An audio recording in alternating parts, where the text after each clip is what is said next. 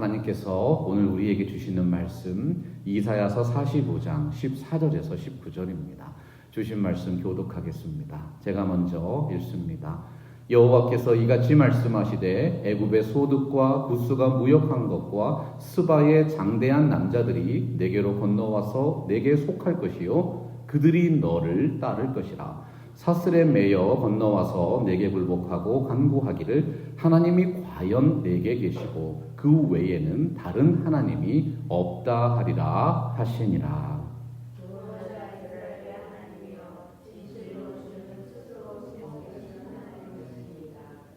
우상을 만드는 자는 부끄러움을 당하며 욕을 받아 다 함께 수욕중에 들어갈 것이로되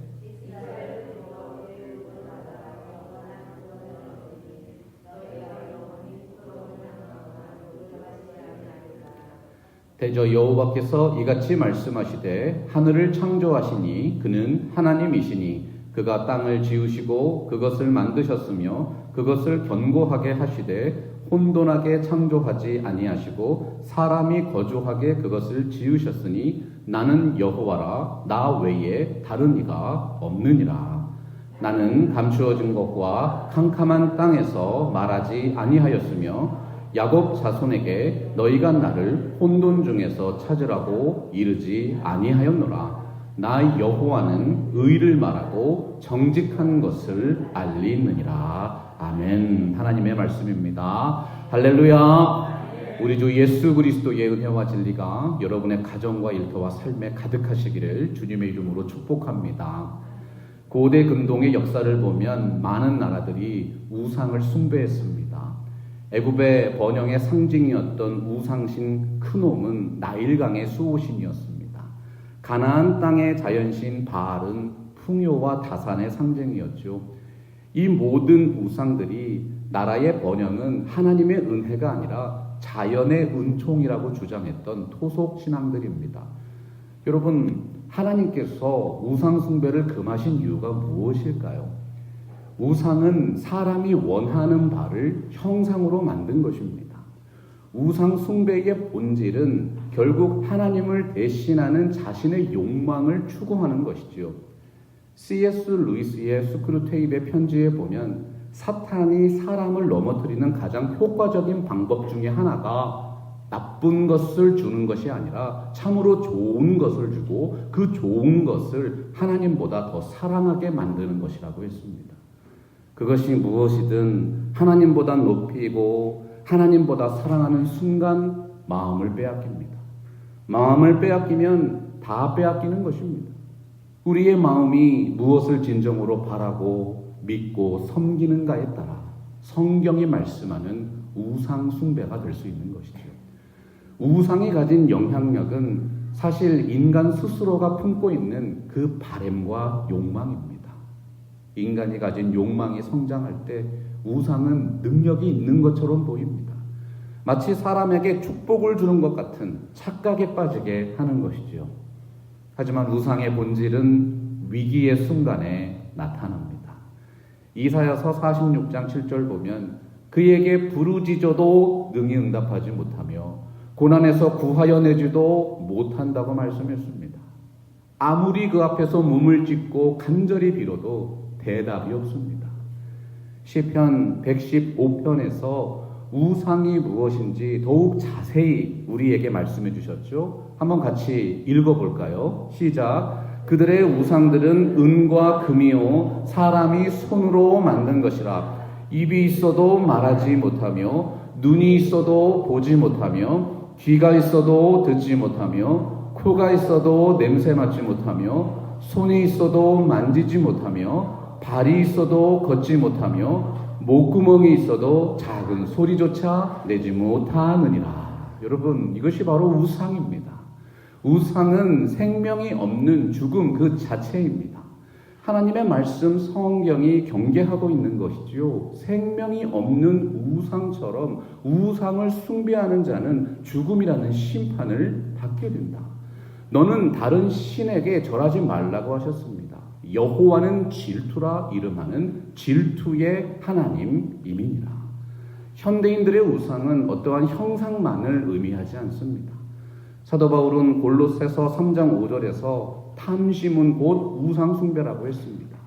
인생이 만든 우상들은 육신의 정욕과 안목의 정욕과 이생의 자랑을 통해서 그 모습을 드러냅니다. 팀 켈러 목사의 베스트셀러 내가 만든 신이라는 책에서도 같은 경고를 하죠. 우상은 나의 마음속 깊은 곳에 자리 잡은 가장 좋은 것이다. 우상 숭배는 심령 깊은 곳에서 벌어지는 보이지 않는 영적 전쟁입니다. 이사야서 45장은 영적인 전쟁 한가운데에서 주어진 말씀입니다. 이스라엘은 바벨론 포로라는 절망적인 상황 속에 들어갑니다. 바벨론은 거대한 신전과 우상들로 자신들의 힘을 과시하며 여호와를 믿는 백성들을 조롱을 했습니다. 너희들의 하나님 여호와는 무능한 신이다. 그러나 하나님께서 이사야 선지자를 통해 분명히 말씀하신 것이지요. 나 여호와는 공의를 말하고 정직한 것을 알리느니라. 나 외에는 다른 이가 없느니라. 우리들의 매일의 삶 속에서 이 진리를 믿고 체험하고 확신해야 합니다. 이것이 우리들의 신앙 고백의 중심입니다. 세상과 악한 영과 권세들을 이기는 영적 전쟁의 승리의 비결입니다. 오늘 말씀 14절을 보십시오.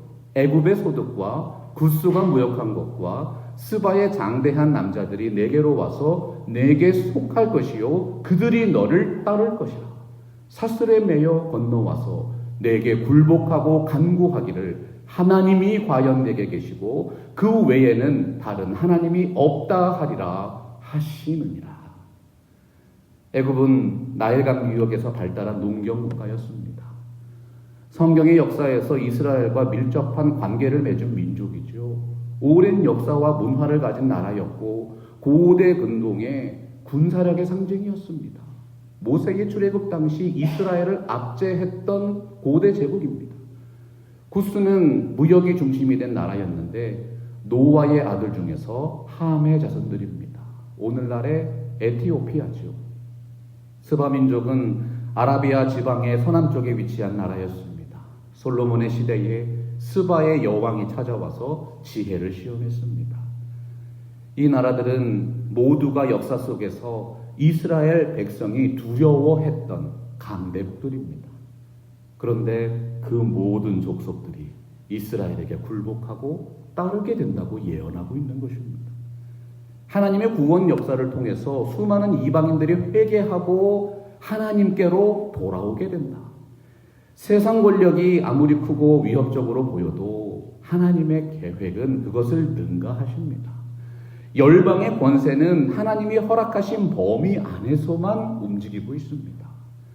나라의 정치와 경제가 흔들릴 때 그리스도인들은 뉴스의 헤드라인이 아니라 성경의 헤드라인을 믿어야 합니다.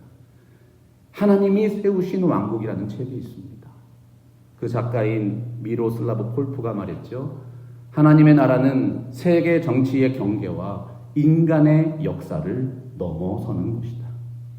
국제 정세 속에서 하나님의 주권을 인정하고 하나님의 주권이 열방의 권세보다 크다는 사실을 직시하는 믿음이 혼돈의 시대에 교회가 세상을 깨우치는 방식입니다. 성경의 역사 속에서 우리는 참으로 중요한 패턴을 발견합니다. 특정한 우상들이 무너질 때 그것을 섬기는 나라와 민족이 패망하는 때였다는 것이죠. 모세를 통해서 애굽에 행하신 10가지 재앙은 애굽의 10가지 우상을 파괴시키는 하나님의 역사였습니다. 땅과 바다의 신들을 숭배하던 바로의 군대가 홍해에서 전멸을 당했습니다.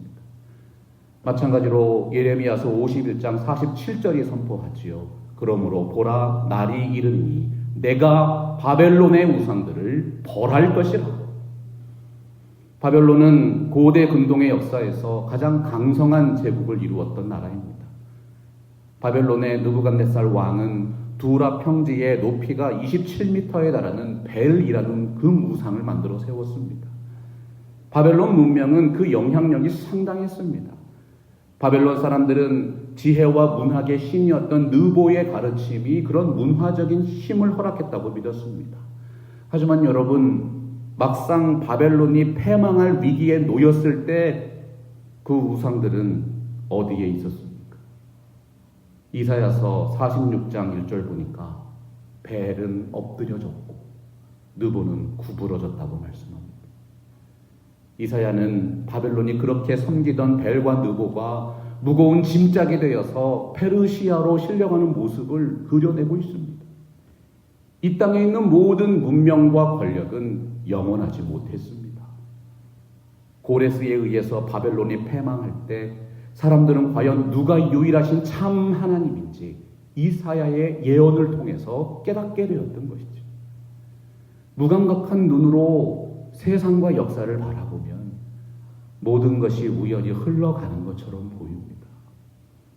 그러나 창조주 하나님을 믿는 눈으로 세상을 바라보면 모든 것이 하나님의 손 안에 있음을 확실하게 깨달을 수 있죠. 이 세상을 주관하시는 역사의 주인은 오직 한 분, 하나님이십니다. 이사야 선지자가 오늘 말씀 15절에서 감탄하며 고백하는 것입니다. 구원자 이스라엘의 하나님이시여 진실로 주는 스스로 숨어 계시는 하나님이십니다. C.S. 루이스의 고통의 문제라는 책에 보면 하나님이 침묵하실 때가 오히려 우리의 신앙의 진정성이 드러나는 순간이라고 말씀합니다. 하나님의 침묵은 하나님의 부재가 아니라 보이지 않는 무대 뒤에서 더욱 큰 구원의 드라마를 준비하시는 시간이라는 사실이지요. 아무리 기도해도 응답이 없을 때 하나님의 일을 멈추신 것이 아닙니다. 팀 켈러 목사가 말했어요. 하나님은 우리의 기도를 결코 무시하지 않으신다. 그분은 우리가 구한 것보다 더욱 깊은 필요를 알고 계신다. 응답이 지연되는 것은 하나님이 우리에게 계획하신 더욱 좋은 길로 이끄시는 과정이라는 것이죠. 구원자 이스라엘의 하나님은 인간의 역사 속에 스스로 숨어 계셨습니다. 우리의 마음과 생각과 구체적인 삶의 상황 속에서 언제나 구원의 하나님이 함께하고 계셨다는 뜻입니다. 누구나 이 고단한 인생길에서 이스라엘 백성들이 만났던 강대국과 같은 문제들을 만납니다. 오늘 말씀이 참으로 큰 힘과 격려로 약속하시는 것이죠. 그 모든 영적인 골리앗들이 하나님의 이름 앞에 무너질 것이다. 세상 염려와 근심 걱정을 이기는 비결은 그 어떤 것보다 하나님을 가장 경외하는 것입니다. 우리가 무엇을 정말로 두려워하고 있습니까? 그 두려움의 대상이 내가 정말로 예배하고 있는 신입니다. 하나님이 말씀하셨어요. 나 외에는 다른 이가 없느니라. 하나님을 믿고 의지하셔서 이겨내시는 여러분들의 삶이 되시기를 주님의 이름으로 축복합니다. 16절 말씀입니다. 우상을 만드는 자는 부끄러움을 당하며 욕을 받아 다 함께 수욕증에 들어갈 것이로되. 성경은 하나님은 영광이라고 선포하십니다.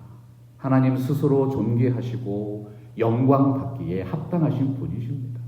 하나님이 하시는 일들은 구원이든 심판이든 모든 것이 하나님께 영광이 됩니다. 그런데 16절에 기록된 부끄러움, 욕, 수욕의 반대말이 영광입니다. 이사야서가 말씀하는 징계와 심판의 이유는 하나님의 영광에 도전하는 우상 숭배 때문이었다는 것이죠. 우상 숭배는 피조물인 인간의 본분을 망각한 행위입니다. 하나님이 만드신 피조물 중에서 하나님과 비슷한 인격을 가진 인간만이 하나님의 영광을 현저히 욕되게 할 수 있습니다. 사도 바울이 로마서 1장 23절에서 우상 숭배의 본질을 통찰했지요. 썩어지지 아니하는 하나님의 영광을 썩어질 사람과 새와 짐승과 기어다니는 동물 모양의 우상으로 바꾸었느니라. 인간이 범하는 모든 죄악은 하나님의 영광을 가리는 것입니다. 이사야서가 일관되게 말씀하는 심판의 원인이 바로 하나님의 영광을 욕되게 하는 우상 숭배였습니다. 이사야서 48장 11절에서 말씀하십니다. 나는 내 영광을 다른 자에게 주지 아니하리라. 오직 하나님 한 분만이 영광을 받으셔야 합니다. 하나님이 택하신 백성이라 할지라도 하나님 외에 다른 신을 예배하거나 하나님보다 다른 것을 더 사랑하면 하나님이 질투하십니다. 백성을 향한 사랑으로 징계하실 수도 있습니다. 이사야서 2장 10절을 보십시오. 너희는 바위 틈에 들어가며 진토에 숨어 여호와의 위엄과 그 광대하심에 영광을 피하라. 하나님을 진실하게 예배하는 자들에게 주님의 영광이 임하면 말할 수 없는 위로와 축복이 됩니다. 그런데 하나님을 배반하고 우상을 숭배하게 되면 그 하나님의 영광이 비추어지게 되면 그것이 두려움과 심판이 된다는 것이죠. 이 세상 누구에게나 하나님의 심판이 임합니다. 그 심판의 본질은 하나님의 영광이 비추어지는 것입니다. 사랑하고 존경하는 성도 여러분, 여러분은 그 놀라운 심판을 만나셨습니까? 요한복음 1장 14절 우리 한번 같이 선포해 보겠습니다. 시작. 말씀이 육신이 되어 우리 가운데 거하심에 우리가 그 영광을 보니 아버지의 독생자의 영광이요 은혜와 진리가 충만하다. 사도 요한은 요한복음 3장 18절에서 저를 믿는 자는 심판을 받지 아니하는 것이요 믿지 아니하는 자는 하나님의 독생자의 이름을 믿지 아니함으로 벌써 심판을 받은 것이니라 말씀했습니다. 하나님의 영광 예수 그리스도가 여러분들 모두에게 은혜가 진리가 되기를 간절하게 소원합니다. 이것이 바로 하나님의 영광을 선포하는 참된 예배의 시작인 것이죠. 이사야가 사역했던 남유다는 다윗과 솔로몬의 시대 이후 이스라엘의 가장 부강했던 시기입니다. 수많은 은과 금을 소유했고 막강한 군사력을 가진 나라가 되어 있었습니다. 그러나 야곱의 족속은 하나님께서 은혜로 주신 물질적인 풍요와 정치적인 안정을 하나님의 영광을 위해서 사용하지 않았습니다. 그들은 오히려 자신들의 손으로 우상을 만들어 세우고 예배했습니다. 각종 타락을 부추기는 동방의 풍속과 점수를 하나님보다 더 신뢰했습니다.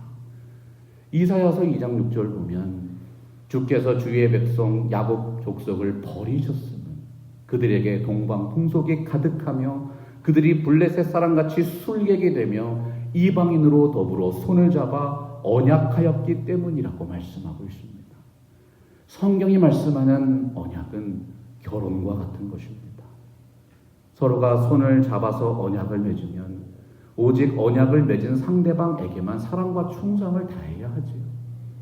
그러나 하나님과 언약을 맺은 야곱 족속이 이제 이방인들과 손을 잡고 또 다른 언약을 맺어버린 것입니다. 하나님은 그것이 영적인 간음이고 우상 숭배라고 말씀하셨습니다. 이스라엘 백성들은 그들에게 무한한 축복을 베풀어 주신 하나님을 배신했습니다. 하나님이 아닌 다른 것들을 숭배함으로 스스로 몰락의 길을 걸었던 것이죠. 조지 도우슨이라는 신학자는 우상 숭배에 대한 하나님의 징계와 심판은 백성들을 향하신 하나님의 뜨거운 사랑에서 비롯된다고 말씀했어요. 이스라엘 민족이 하나님의 말씀을 멸시하고 바른 예배를 버렸을 때 그들은 징계받았습니다. 하지만 하나님이 백성들을 징계하시는 이유는 결국 하나님을 바르게 믿도록 인도하는 사랑의 표현이었다는 것이죠. 성 어거스틴이 고백록에서 말씀했어요. 인생의 마음은 주님 안에서 안식을 취할 때까지 쉼이 없습니다. 인간이 만든 우상은 영혼을 만족시키지 못합니다. 결국은 인생을 부끄러움과 공허함 속으로 끌고 갑니다. 존 파이퍼가 하나님을 기뻐하라는 글에서 고백했지요. 세상의 모든 기쁨이 사라질 때 우리에게 진정한 기쁨이 남습니다. 그 유일한 기쁨은 오직 한 분 하나님을 즐거워하는 것입니다. 인생이 만드는 행복은 언제든지 쉽게 무너질 수 있습니다. 그러나 하나님의 구원과 축복은 하나님의 영원하심과 완전하심 때문에 절대적으로 영원토록 보장되는 것이죠. 청교도 토마스 왓슨이 말한 것처럼 인간의 사상과 능력이 끝나는 곳에서 하나님의 지혜와 능력이 시작됩니다. 인생이 하나님을 부정하기 위해서 고집스럽게 주장하는 이념과 사상이 무너질 때 비로소 영혼이 쉼을 누립니다. 하나님의 은혜와 평강을 맛보게 되는 것입니다. 여러분, 좋으신 우리들의 아버지 하나님께서 오늘 말씀을 통해 주시는 참된 위로가 있습니다. 이스라엘은 여호와께 구원을 받아 영원한 구원을 얻으리니 너희가 영원히 부끄러움을 당하거나 욕을 받지 아니하리로다. 구원은 하나님께 있습니다. 하나님 외에는 그 누구도 인생에게 영원한 구원의 길을 제시할 수 없습니다. 유일하신 참 하나님을 믿고 예배하지 않으면 그 누가 영원한 생명을 소유할 수 있겠어요? 사도행전 4장 12절에서 말씀했지요. 다른 이로서는 구원을 받을 수 없나니 천하 사람 중에 구원을 받을 만한 다른 이름을 우리에게 주신 일이 없습니다. 성경이 말씀하는 하나님의 구원은 예수 그리스도를 믿는 분들에게만 열려진 구원입니다. 하나님께서는 이 세상의 어느 누구에게도 구원을 얻을 만한 다른 이름을 주신 적이 없습니다. 사랑하는 성도 여러분, 여러분들은 이 은혜와 축복을 받은 분들입니까? 인생의 의미와 행복의 비결은 하나님과의 관계를 회복하는 것입니다. 그것은 오직 진실한 믿음과 바른 예배를 회복할 때 이루어질 수 있습니다. 성경이 교훈하시죠. 겸손이 존귀의 앞잡이다. 우리가 겸손한 마음으로 하나님을 경배할 때 하나님의 은혜와 영광이 우리들의 삶을 통해서 체험되기 시작합니다. 하나님을 바르게 믿고 예배하는 분들이 구원을 받는 이유가 무엇일까요? 하나님이 천지를 만드신 창조주이시며 인류의 역사를 주관하시는 통치자이시기 때문입니다. 우리 삶을 지배하는 것 같은 그 문제들은 하나님이 주관하고 계십니다. 하나님을 의지하셔야 합니다. 사람들은 자신의 욕망을 이루기 위해서 다양한 종류의 우상을 만들어 왔습니다. 그러나 하나님은 그 인생들을 만드신 분이십니다. 유독 하나님의 형상으로 만들어진 인간들이 오히려 하나님의 존재를 부정하고 하나님을 향한 영과 진리의 예배를 드리지 않고 있는 것이지요. 혼란하고 어두운 시대일수록 우리는 하나님의 말씀과 신령한 예배로 돌아가야 합니다. 인터넷과 미디어는 수많은 진리를 이야기하고 있지만 오직 한 분 하나님만이 참된 길을 보여줄 수 있습니다. 그래서 하나님이 원하시는 예배는 단순한 종교적인 의식이 아니라 하나님 외에는 구원이 없다는 확실한 신앙 고백을 마음과 삶으로 표현하는 것입니다. 이사야서가 선포하는 영적 예배죠. 우리 같이 18절 말씀 선포해 볼까요? 시작. 대저 여호와께서 이같이 말씀하시되 하늘을 창조하시니 그는 하나님이시니 그가 땅을 지으셨고 그것을 만드셨으며 그것을 견고하게 하시되 혼돈하게 창조하지 아니하시고 사람이 거주하게 그것을 지으셨으니 나는 여호와라 나 외에 다른 이가 없느니라. 아멘. 하나님, 우리는 하늘과 땅을 만드신 창조주 하나님을 믿습니다. 하나님이 천지를 만드시되 혼돈하게 창조하지 아니하셨습니다. 우리 인간이 창조주 하나님께 드려야 하는 당연한 도리는 하나님을 경외하고 그분의 말씀에 순종하는 것이죠. 그런데 인간 스스로가 하나님이 선물로 주신 아름다운 에덴 동산에서 하나님과의 약속을 깨고 죽음의 길을 택했습니다. 하와가 사탄에게 속아 넘어간 부분이 무엇이었어요? 하나님이 이미 은혜로 허락하신 것들을 믿음으로 깨닫지 못한 것입니다. 광야에서 사탄이 예수님을 시험했던 부분들을 생각해 보세요. 전부가 육신의 정욕과 안목의 정욕과 이생의 자랑과 관련된 것들입니다. 하늘과 땅이 창조되던 태초부터 예수님께서 이 땅에 다시 오시는 그날까지 우리 믿는 사람들이 반드시 지켜야 하는 가장 중요한 진리가 있습니다. 오직 한 분 하나님만이 진정한 구원과 축복의 길을 열어주신다. 나는 여호와라. 나 외에 다른 이가 없느니라. 이 놀라운 말씀의 진리가 우상 숭배의 죄의 실체는 무엇이며 바른 예배가 우리에게 어떠한 은혜와 축복을 누리게 하는지 참으로 분명하게 교훈하고 있는 것입니다. 기독교 철학자 파스칼은 우리 인생의 마음에는 하나님이 아니고서는 결코 채워질 수 없는 빈 공간이 있다고 했습니다. 모든 인생은 줄이고 목마른 사람들입니다. 많은 재물을 소유해도 그 공간이 채워지질 않습니다. 큰 권세를 가져도 가슴이 텅 빈 것 같은 공허함이 있습니다. 뭐라 설명할 수 없는 인생의 외로움과 공허함이 죄인인 인생들의 갈증입니다.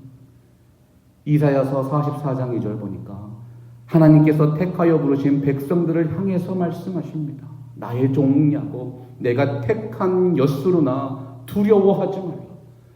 하나님은 나의 종 야곱을 엿수른이라고 부르십니다. 엿수른, 하나님의 사랑을 받은 자라는 뜻입니다.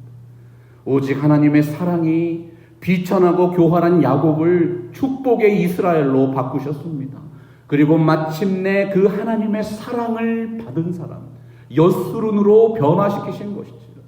우리들의 가난한 심령과 의에 줄이고 목마른 갈증을 해결해 주실 수 있는 분, 오직 한 분, 하나님이십니다. 죄와 사망의 고통 속에서 자유와 해방을 경험하셨습니까? 여러분, 그분이 바로 진정한 그리스도 예수의 증인이시고 하나님이 찾으시는 예배자입니다. 그러므로 형제들아, 내가 하나님의 모든 자비하심으로 너희를 권하노니 너희 몸을 하나님이 기뻐하시는 거룩한 산 제물로 드리라. 이는 너희가 드릴 영적 예배니라. 너희는 이 세대를 본받지 말고 오직 마음을 새롭게 함으로 변화를 받아 하나님의 선하시고 기뻐하시고 온전하신 뜻이 무엇인지 분별하도록 하라. 우리는 영이신 하나님을 볼 수 없기 때문에 하나님이 숨어 계신 것처럼 느껴질지도 모릅니다. 그러나 하나님의 역사는 결코 은밀하지 않다고 말씀하시지요. 나는 감추어진 것과 캄캄한 땅에서 말하지 아니하였으며 야곱 자손에게 너희가 나를 혼돈 중에서 찾으라고 이르지 아니하였노라. 나 여호와는 의를 말하고 정직한 것을 알리느니라.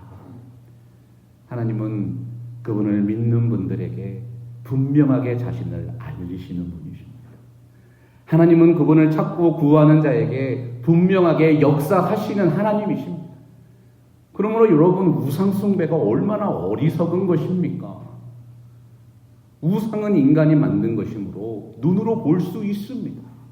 그러나 모양만 있을 뿐 실제로는 아무런 능력이 없습니다. 오직 살아계신 하나님만이 우리를 구원하시고 축복의 길로 인도하십니다.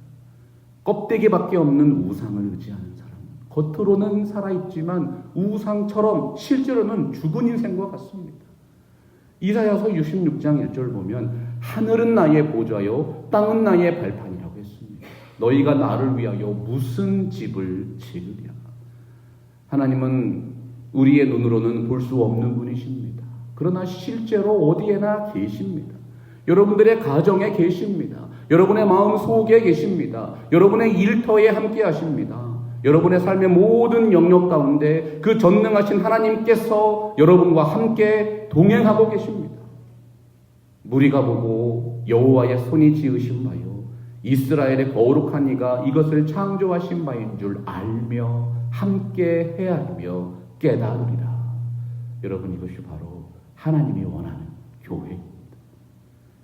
우리는 날마다 순간마다 하나님을 더욱 깊이 알아갑니다. 하나님을 믿는 신앙 생활을 통해서 하나님의 능력을 헤아리는 지혜가 성장합니다. 하나님의 뜻을 삶으로 깨달아서 순종할 때 오늘 나눈 이 모든 말씀의 약속이 우리들의 삶에 그대로 임하게 될 줄로 믿게 되는 것이죠. 구약학자 월터 카이저 박사는 하나님이 우리에게 복을 주신 이유가 무엇인가? 열방이 하나님을 예배하도록 하기 위함이라고 했습니다.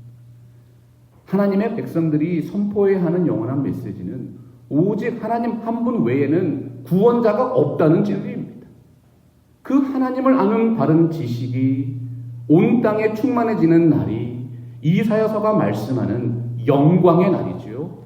이는 물이 바다를 덮음 같이 여호와를 아는 지식이 세상에 충만할 것임이니라. 하박국 선지자가 이사야서의 말씀을 이렇게 표현했습니다. 이는 물이 바다를 덮음 같이 여호와의 영광을 인정하는 것이 세상에 가득함이니라. 사랑하고 존경하는 팜스프링스 개혁 장로교회 성도 여러분, 하나님의 말씀으로 역사를 보고 인간의 역사 속에서 하나님의 말씀의 약속을 체험하십시오. 사랑하는 여러분들의 삶에 예수 그리스도의 복음과 진리가, 성령의 역사가 샘물처럼 쏟아나는 충만한 은혜가 임하게 되기를 간절하게 축원합니다. 말씀 앞에서 경외함으로